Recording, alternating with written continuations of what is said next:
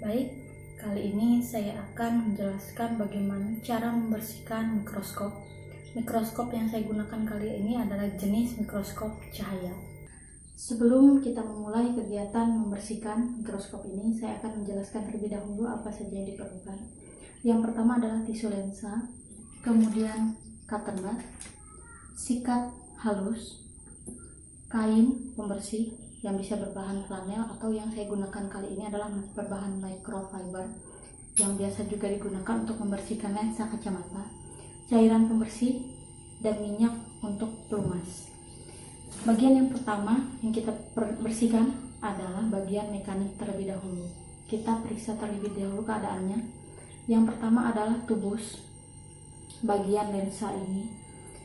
Untuk mengecek keadaannya adalah kita coba turunkan atau naikkan bagian ini. Apabila kita putar dengan mudah, itu artinya dia dalam kondisi yang baik. Tetapi jika agak keras, kita bisa berikan pelumas. Kali ini saya menggunakan yang bentuk semprot.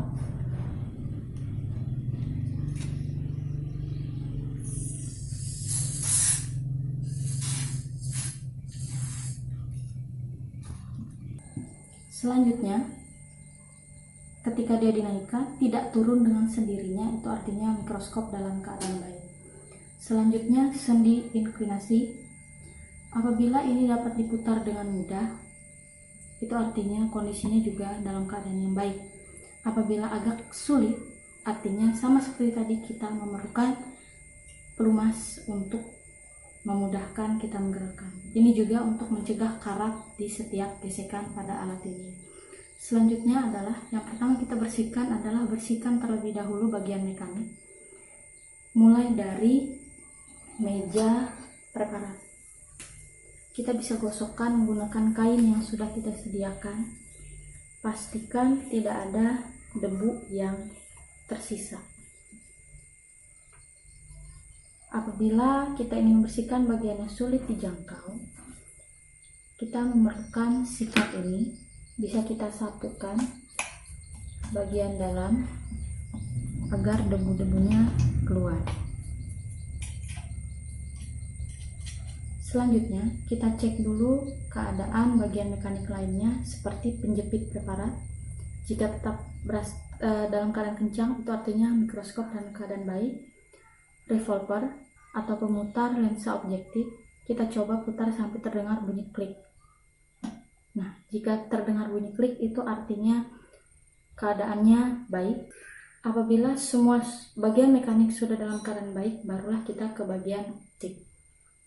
Sebelum kita membersihkan, kita cek dulu keadaan lensa. Di sini untuk mengecek saya menggunakan contoh preparat sel darah merah. Kita cek terlebih dahulu.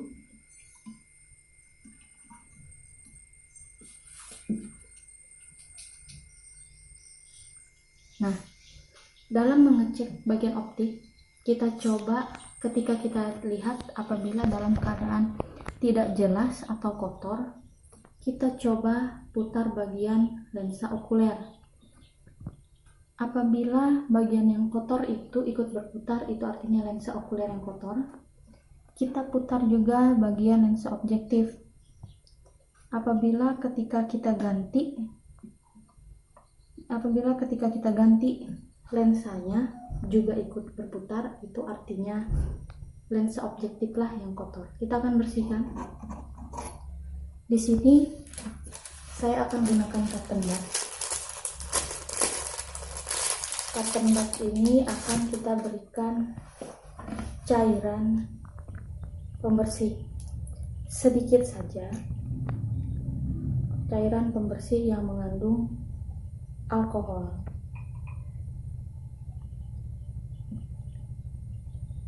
Sedikit saja kita celupkan. Selanjutnya kita bungkus menggunakan tisu lensa atau tisu yang berbahan lembut. Kita gulung seperti ini. Kita bersihkan searah jarum jam dan mulai dari bagian tengah sampai bagian luar. Tujuannya adalah ketika kita membersihkan lensa ini, jika ada debu ke arah luar itu agar kotoran menempel pada pinggiran lensa, tidak tertinggal di tengah lensa. Begitu juga bagian bawah, dari bagian tengah ke bagian luar.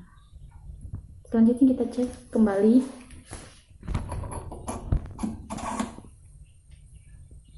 Sudah lebih jernih. Begitu pula dengan lensa objektif.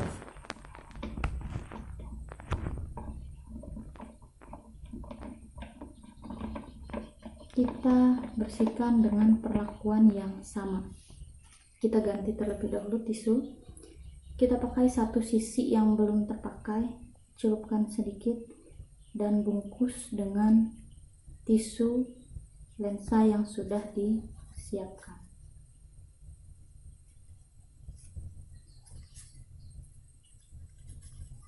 Kita putar seperti tadi, searah jarum jam, dan dari posisi tengah ke pinggir lensa. Begitu juga bagian sebelahnya.